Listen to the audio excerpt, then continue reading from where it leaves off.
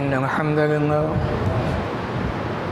नहमदुहु व नस्तईनुहु व नस्तगफिरुहु व नऊज़ु बिल्लाहि मिन शुरूरि अनफुसिना व मिन सय्यिआति अमालिना मन यहदिहिल्लाहु फला मुज़िल्ल लहु व मन युज़लिल्हु फला हादिय लहु व अशहदु अन ला इलाहा इल्लल्लाहु वहदहु ला शरीका लहु व अशहदु अन्ना मुहम्मदन अब्दुहु व रसूलुहु अम्मा बअद फ़इन्न खैरल हदीस किताबुल्लाह व खैरल हदी हदी मुहम्मदिन सल्लल्लाहु अलैहि वसल्लम व शर्रल उमूरि मुहदसातुहा व कुल्लु मुहदसतिन बिदअह व कुल्लु बिदअतिन ज़लालह व कुल्लु ज़लालतिन फिन्नार फ़अऊज़ु बिल्लाहि समीइल अलीम मिनश शैतानिर रजीम मिन हम्ज़िहि व नफ़्ख़िहि व नफ़्सिहि बिस्मिल्लाहिर रहमानिर रहीम वज़क्किर फ़इन्न ज़िक्रा तनफ़उल मुमिनीन व क़ाल तआला फ़ी मौज़िइन आख़र वमा आताकुमुर रसूलु फ़ख़ुज़ूहु वमा नहाकुम अन्हु फ़ंतहू वफ़ी मौज़िइन आख़र या अय्युहल्लज़ीना आमनू अतीउल्लाह व अतीउर रसूल व ला तुब्तिलू अअमालकुम वक़ाल नबी सल्लल्लाहु अलैहि वसल्लम मन लअब बिन्नरदशीर फ़कअन्नमा सबग़ यदहु फ़ी लहमि खिंज़ीर व दमिही रवाहु मुस्लिम रब्बि इश्रह ली सदरी व यस्सिर ली अमरी वहलुल उक़दतम मिन लिसानी यफ़क़हू क़ौली रब्बि ज़िदनी इल्मा आमीन अल्लाहुम्मा रब्बि ज़िदनी इल्मा आमीन। तारीफ़ उस रब की जिसने अपने दोनों हाथों से हज़रत आदम अलैहिस्सलातु वस्सलाम को बनाकर इंसानों को अफजल और बेहतर मकाम दिया और इन्हीं इंसानों के अंदर से अपने नेक बंदों को नबी बनाया, रसूल बनाया। आखिर में प्यारे नबी जनाब मोहम्मद रसूलुल्लाह सल्लल्लाहु अलैहि वसल्लम को क़यामत तक आने वाले तमाम इंसानों की रहमत बना के भेजा। दरूद व सलाम नाज़िल हो तमाम अम्बिया पर, तमाम नबियों पर, ख़ास कर अल्लाह के आखिरी नबी प्यारे नबी जनाब मोहम्मद रसूलुल्लाह सल्लल्लाहु अलैहि वसल्लम पर अल्लाहुम्मा सल्लि व सल्लिम व बारिक अलैहि। सामीन, आज के इस जुमा के खुतबे के अंदर कुछ नसीहतें लेके हाज़िर हुआ हूँ। अल्लाह रब्बुल आलमीन ने कुरान मजीद के अंदर सूरह ज़ारियात के अंदर बड़ी प्यारी बात कही है और उसी आयत को सामने रखकर इंशाअल्लाह कुछ नसीहतें रखूँगा। रब से दुआ करता हूँ वो हमें इन बातों को सुनने के बाद अमल की भी तौफ़ीक़ अता फ़रमाए। समाज और मुआशरा हकीकत तो ये है कि दिन ब दिन फ़ितनों का शिकार होता जा रहा है। हमारे समाज और मुआशरे के अंदर दिन ब दिन नए नए फ़ितने पैदा हो रहे हैं और मुसलमान बड़ी तेज़ी के साथ में उन फ़ितनों का शिकार हो रहे हैं। हालांकि अल्लाह के नबी जनाब मोहम्मद रसूलुल्लाह सल्लल्लाहु अलैहि वसल्लम ने ये बात बयान फरमा दी थी कि एक ज़माना ऐसा आने वाला है फ़ितने चार जानिब से, चारों तरफ से उमड़ेंगे, ज़ाहिर होंगे और फ़ितनों के ज़ाहिर होने के बाद हर आने वाला दिन जो है वो बद से बदतर होता चला जाएगा। और हकीकत ये है उन्हीं फ़ितनों की बुनियाद पर, फ़ितनों की वजह से मुस्लिम समाज, मुस्लिम मुआशरा उन फ़ितनों का ज़्यादा शिकार है। उसकी वजह हम सब अच्छी तरह जानते हैं कि आज मुसलमानों के अंदर तालीम से कितनी दूरी है, दीन से कितनी ज़्यादा दूरी हो चुकी है, मसाजिद से कितना जो ताल्लुक़ था वो ख़त्म हो चुका है, होता जा रहा है। इसी बुनियाद पर ये फ़ितने मुस्लिम समाज के अंदर उमड़ रहे हैं और मुसलमान इनका शिकार हो रहे हैं।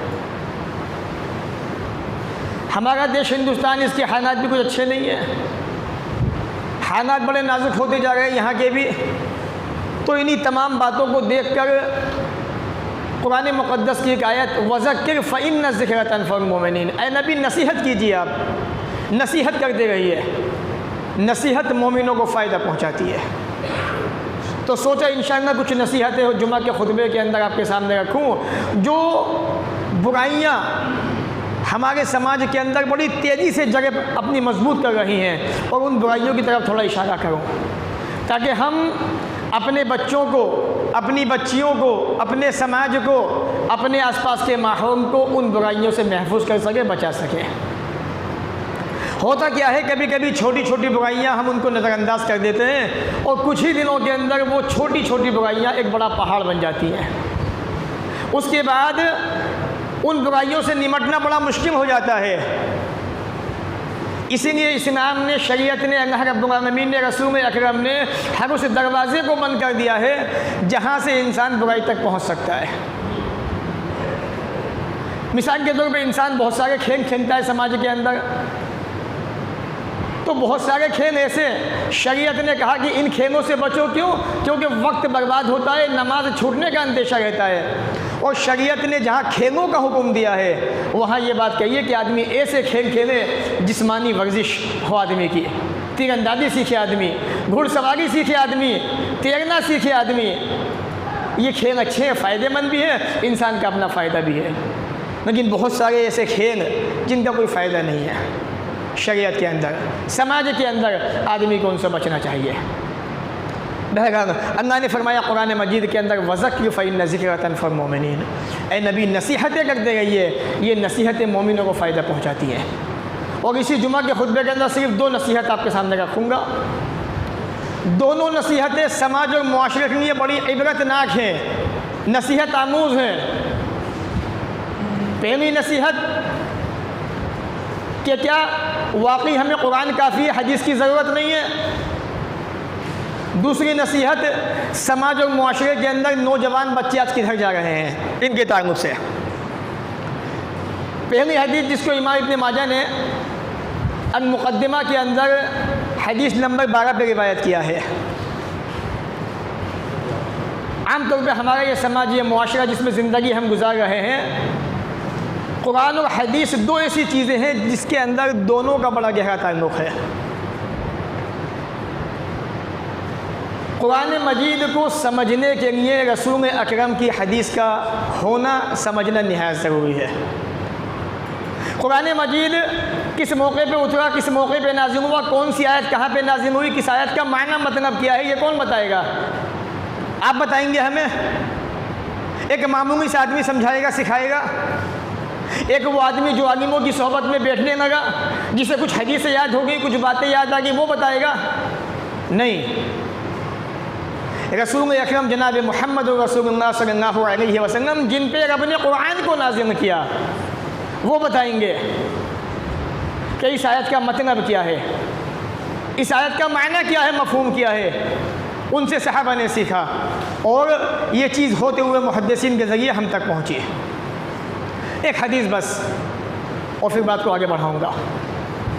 रसूल अकरम जनाब मोहम्मद रसूल ने फरमाया कि अनक़रीब एक ज़माना ऐसा आने वाला है, आदमी अपने बेड पर, अपने बिस्तर पर, अपने तख्त पर, अपनी मसनद पर टेक लगाए बैठा होगा, और जब वो इस कंडीशन में, इस पोजीशन के अंदर होगा तो उसके सामने रसूल अकरम की हदीस को बयान किया जाएगा, अल्लाह के रसूल के फरमान को बयान किया जाएगा, तो वो क्या कहेगा?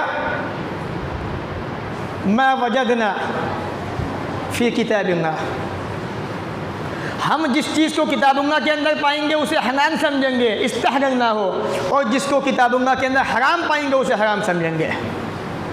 यानी हलाल और हराम का ज़रिया क्या बनाया?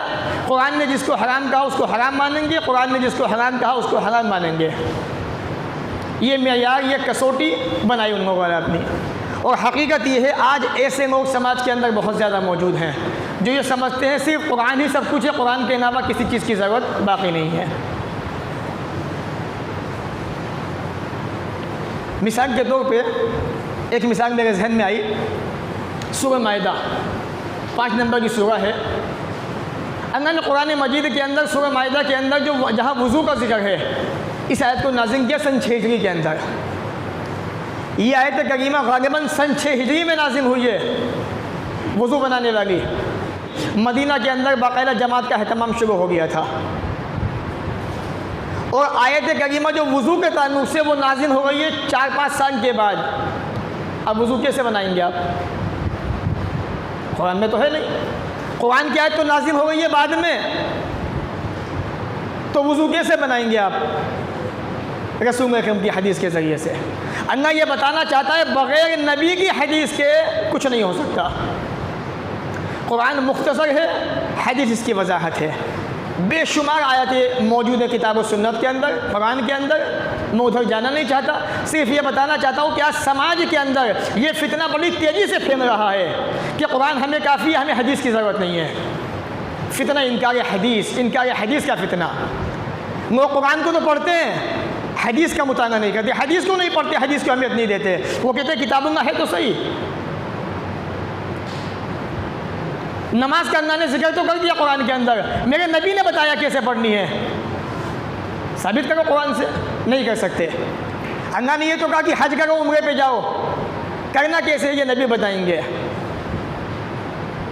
अल्लाह ने बहुत सारी चीज़ें बताई, लेकिन उसकी वजाहत रसूल अकरम ने की। तो एक ज़माना ऐसा आने वाला है, नबी अकरम फरमाते हैं कि एक आदमी अपने तख्त पे टेक लगाए बैठा होगा, उसके सामने रसूल अकरम की हदीसें बयान होंगी और वो ये कहेगा मुझे तो किताब उंगा काफ़ी है।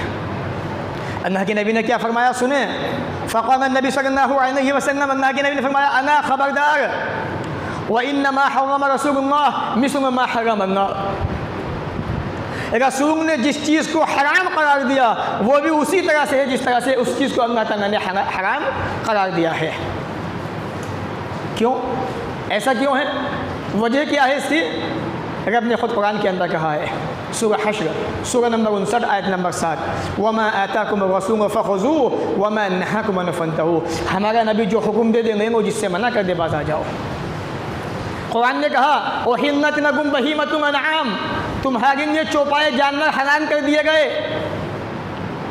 गधा भी खाइए, कुत्ता भी खाइए, खिंजीर भी खाइए। खा सकते हो? नहीं। हम जानते हैं कि रसूल अकरम ने इनको हराम करार दिया है। तो कुरान की आयत की वजाहत तशरीह रसूल अकरम करेंगे, अल्लाह के नबी ने की है। बग़ैर रसूल अकरम की वजाहत के कुरान को समझना नामुमकिन है। कोई आदमी ये दावा करे हमें काफ़ी है कुरान, वो आदमी रास्ते से भटक चुका है, गुमराह हो चुका है। ऐसे इंसान को अपना मुहासबा करना चाहिए, अपना मुआयना करना चाहिए। बहुत से लोग ईसा अलैहिस्सलाम का इनकार कर देते हैं कि कुरान के अंदर है।